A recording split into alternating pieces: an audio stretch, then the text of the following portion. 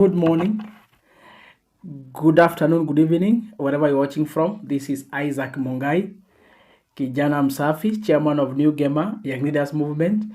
And I've just listened to what Rick G said yesterday. And by the way, for those who are asking, who is this Deviki, the guy who partnered with William Ruto to supply the building materials to the affordable housing.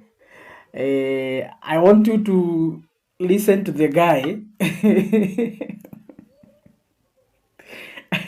I want you to listen to this guy publicly telling Kenyans that he wishes William Ruto could lead for 25 years. This is a joke. Okay. Let's listen to this guy. I wish that we have this president for at least for 25 years. Mali angini iko miaka mingi sana. So if we have this ichi itabatlisa. Until I realize the affordable housing is a fraud. It's a business venture between the president and Devik. You know, that is the guy called Devik. He's a Muhindi. Ako na kampuni ya machuma. I think Roiro and also Mombasa. And during that time, when he was saying, I wish William Ruto could go for 25 years, this country would be fully transformed. There were some people who clapped and cheered, but they did not know this guy was talking this way because of how much he was milking from the public coffers through William Ruto. That is why he could not hide the joy because of the money they were making from the public coffers with William Ruto. Now, I want to invite the Mount Kenya East guys, the Merus and Embus, come. Muturi was fired. Now JB Muturi is fired. I remember when Muturi was summoned in the Senate, everybody, including the big boys from the government, they were for Mithika to be crucified. They knew what they had done. They knew Mithika Nturi was innocent. They knew William Ruto was the architect master of how fake fertilizer was brought and was distributed to the farmers. Mithika was very, very much innocent. I want us to listen from what Rigathi said yesterday, and that is why I've invited our brothers and sisters from Mount Kenya East. Come, listen and understand now why your two sons were fired by William Ruto. Let's hear. President William Ruto says Muturi is incompetent. That is a lie. Muturi was a very competent Attorney General. He's a patriot. He is a hero to this country. President William Ruto had serious problems with Justin Muturi because he would never agree to give a nod to corrupt deals. Justin Muturi was ordered by President William Ruto to sanitize Arol and Kemorel, and he refused. And the president said the case between us and the Italians, we had a very weak case. And he told the president, no, we have a very strong case because these people never delivered anything, but they were paid 38 billion shillings. So we have a strong case. He said no. The criminal charges against those people were withdrawn by Nuruddin Haji as DPP, and the president picked a team without Muturi to go to Italy, headed by his private lawyer Adil as chairman, Nuruddin Haji and Kennedy Ogeto to go and sanitize Arol and Kemorel. And that happened. And Muturi was not involved, and the president was very bitter with Muturi. In fact, I heard him saying Muturi is incompetent. One day, I heard something. We were in a place called Kanyuambora on the 7th of August 2024. That is just after he had removed him as AG and appointed him as Minister for Public Service. So I heard him telling the Muslims that he had a very incompetent AG. You know, he has double speak. This is what he told the people of Kanyambora. William Ruto says different things depending on whom he is talking to. When he wanted to please the Muslims of their issues, he says Muturi is incompetent. But when he was in Embu in Kanyawambora, to please the people of Embu, he says something different. He says, asanteni sana watu wa Kanyawambora kwa kunipatia huyu Justin Muturi. Amenisukumia sana mambo ya sheria. Sasa nimempatia kazi ya kunisimamia wafanyikazi wote nchini Kenya. He was saying how competent he is. One day, President called me and he was in a rage. Actually abusive. Wewe Rigiji, huyu mjinga, mbele huyu naitwa Justin Muturi, ni mjinga sana. Can you look for him? Umwambie, I am his appointing authority, mimi ndio rais. I have called him, I have given him instructions to sign some documents, and he's saying he cannot sign. You tell him, kama utamuongelesha Kiembu, umuongelesha Kiembu kama ndio atasikia, ya kwamba if he does not execute those documents, I want his letter of resignation akifika Nairobi. This is while he was AG. Yeah. I said, Mr. President, calm down. What is the problem? I said, hiyo mtu ni mjinga, mlevi, very incompetent fellow. Hii mtu uliletea, ulitoa hii mtu wapi? He was very quarrelsome. He was almost abusing me. So I said, okay, Mr. President, let me talk to him. I called Justin Muturi, and the number was roaming. Yeah, AG, hey, where are you? He said, no, I'm in Dubai on transit. I'm coming from somewhere. I'm on the way back to Nairobi. I said, the president has called me and he's very bitter that you are disobeying him and there are things he has asked you to do and you are not doing. Why are you disobeying the president, Mr. AG? He says, no, president has asked me to sign them documents in the lobby of an international airport. Documents I have not seen, documents I have not verified, documents I have not authenticated. I mean, DP, how do I sign things that I don't know? And it's about $1 billion US, and these are things that I don't know. And these people, DP, I'm very unhappy. They called staff from my office. President is telling me, your people have worked on it, just sign. And nobody told me that they have called people from my office. I cannot sign. He said, the president says you resign when you come. He said, no problem, I will resign, but I will not sign. Ay, nikanyamaza. So nikaenda kutafuta president baadaye. Nikamwongelesha pole pole nini, huyu Muturi amesema ya bana hiyo mtu ni mjinga. That man, where did we get this man from? He's a very difficult character and he is really, sabotaging my programs. Hii ni maneno mimi nimepanga ya climate change, and now he's frustrating, I said okay, I left. So later on, after 3 weeks, Muturi came and to see me. He said, mtu ya nyumbani, hii kazi imekuwa ngumu. The thing the president was asking me to sign is a fraud. It's $1 billion US that is being brought to the country without going through the National Treasury, which is contrary to the PMF Act. This money is supposed to go to the Ministry of Environment without going through the National Treasury. I have done due diligence. The owners of that farm have criminal cases against them. And there are people who are involved in money laundering. And from my investigation, this is money laundering. I'm not going to do it. So I told the president what he has said. And he was very bitter. And you know what has happened? Since Justin Muturi refused that thing, the talk of climate change, for the last 1 year, you have not heard the president talk about climate change. That 1 year, 2023, he was talking about nothing else but climate change. It was a scheme for money laundering. We were talking about planting 15 billion trees. That deal for $1 billion US was supposedly to plant 3 billion trees. These 15 billion trees was a fraud to bring in money in the country for money laundering. And since Justin Muturi, who in my view is a hero for this country, refused, you have never heard for the last 1 year the Minister for Environment or the President talk about the 15 billion trees because it was scuttled by Justin Muturi. Again, the last one about Justin Muturi. Why he is a hero? We were in Naivasha.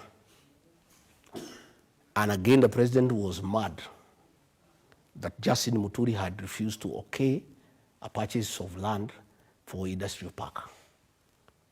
And the president, we slept in Naivasha, we were in a retreat. He called me to his suit, and he said, I want you to talk to this tribesman of yours. Na hii watu yako rigiji wananisumbua kwa hii serikali. Hii watu ya mlima wananisumbua. Martha Koome ananisumbua, huyu Muturi ananisumbua, wewe saa ingine unaleta kichwa ngumu, niko na shida na nyinyi. Wewe ongea na Muturi, we want to buy 11,000 acres, tujenge industrial park, tufungue Naivasha. Can you talk to him? I said, yeah, well, I have to look for Muturi. He said, no. I have told the president that it is illegal to get money from SFT. SFT is a settlement fund trust. That is money meant to settle the landless. He said it is not legally possible to use money for settling the landless people to buy land for industrial use. Yes. Again, he told me this land has not been procured competitively. I mean, how do you procure land for 8 billion shillings without any tender, without any due process? So you're single source. How do I, as AG, do that? He said, I can't do it. Okay. Again, when we were in Kakamega for a cabinet meeting, he was again mad with the AG because the then CS Health reported Muturi to the president that he has refused to sign a cabinet memo for the 4 health bills. And the health bill, and I again talked to Muturi. He said those bills did not originate from my office. As the Attorney General, all government bills must originate from my chambers, from the State Law Office. These bills were done in State House. I have no input. How do I append my signature to something I have not originated? So the fight between William Ruto and Justin Muturi is, one, he refused to okay corruption. He refused to own bills that he has not originated, and he refused to be twisted by the president to allow money laundering in the country. And to me, again, the president is calling him incompetent, the way he called me incompetent, the way he called Uhuru Kenyatta incompetent. Anybody who doesn't agree to what he is saying is incompetent. The same with the Mithika Linturi. And I had a fight with the president, myself, because President William Ruto was Minister for Agriculture during the Kibaki time. During Uhuru 1, that is the first 2-3 years, 2013 to 2016, Felix Kosgei, the head of public service, was the Minister for Agriculture. So when Mithika Linturi was appointed Minister of Agriculture, the president and Felix Kosgei were running the ministry. Mithika Linturi was just a flower girl in the ministry. And I can tell you, they wanted to fix him about fertilizer. All fertilizer is procured at State House. Yeah? The president determines to buy from who, at how much. It is the president who does that with Felix Kosgei.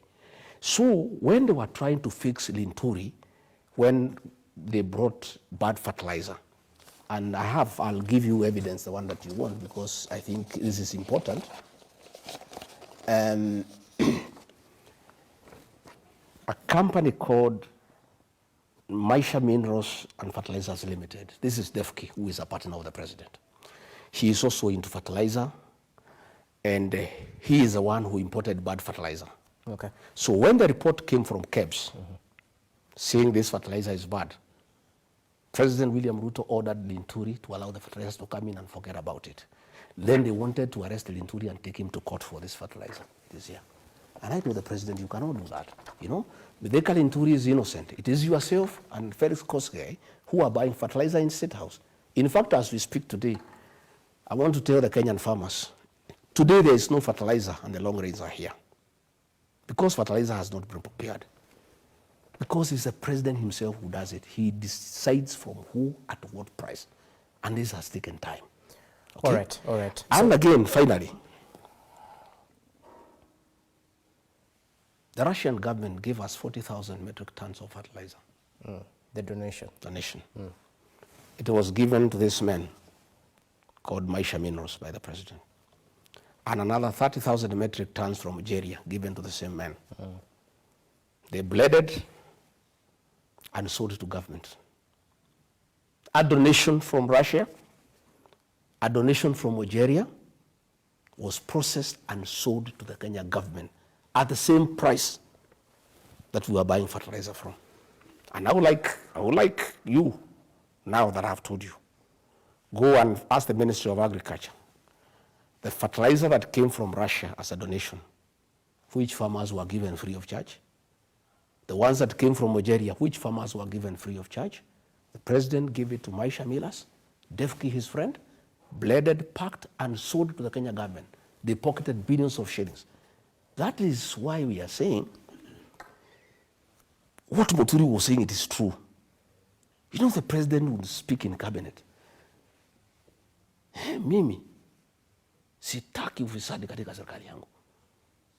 Na mimi, I will be merciless to anybody who is caught up in corruption. You know, people will just look at him because all the procurement in this government is done by William Ruto. In fact, in cabinet, behind the scenes, because nobody could speak openly except me and maybe Muturi, the president in cabinet, behind him, is known as the principal procurement officer of the Kenya government. All decisions are made in State House, in fact, even in affordable housing. All the contractors are decided in State House. In fact, let me tell you, these markets you are seeing. As we finalize. Let me tell you, these markets you are seeing. Okay. They are being built with money from the housing levy because we are not able to absorb money for the housing levy. And that is illegal, of course, because the money was collected for housing, but it's doing the markets. Why the president cannot agree to give this function to the counties? You know, markets are a devolved function. It's because of the procurement aspect. He is the one procuring the people who build these markets. And then when he finishes building, he gives them to the counties. I want to challenge President William Ruto. If you are not involved in corruption, President, make a decision tomorrow. This money for markets, transfer it to the counties. Let them procure, let them supervise, let them open the markets. You have no business, Mr. President. All right. Like now when he was in Central Kenya opening markets, he's not interested in the end product. Okay. His interest in this market business is the procurement aspect. And that is why, despite the fact that markets are a devolved function, the president cannot let go because he is micromanaging the procurement of markets for his own gain. He is the one who negotiates with the contractors. In fact, why the president has no time to fix this country, he spends most of his time on procurement. Well, having listened to what Rigathi said yesterday, I think by now we all come into a conclusion that it is true. 2022, we gave our country to dogs. It's so unfortunate. It's so unfortunate. May God help Kenya. May God help us to fight this battle. May God help us to fight until we restore our country back.